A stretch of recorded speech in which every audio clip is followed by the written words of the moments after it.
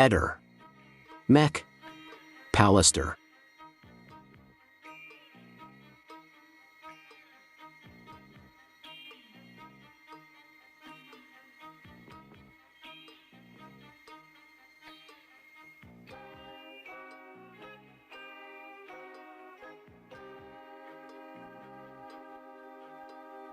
Buongiorno Eder, a te ed ai tuoi followers.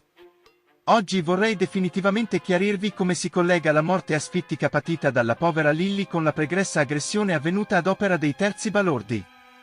Siete pronti?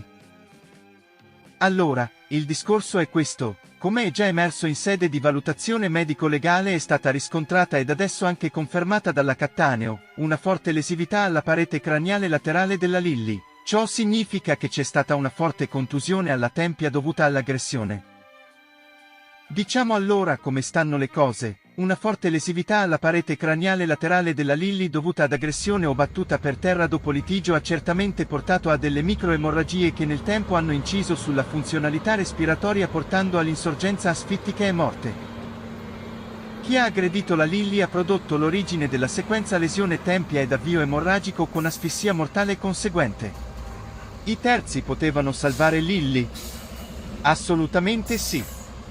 Perché non lo han fatto? Perché l'hanno aggredito per farle male e quindi se rimaneva in vita avrebbero passato guai. Questo è il mio punto di vista medico-legale. La morte asfittica è certamente collegata con l'aggressione patita dalla Lily. Chi l'ha aggredito voleva ucciderla? Non credo, ma ha causato e dato avvio alla sequenza mortale, questo sicuramente. Siete sicuri si tratti di un uomo? Può anche di no.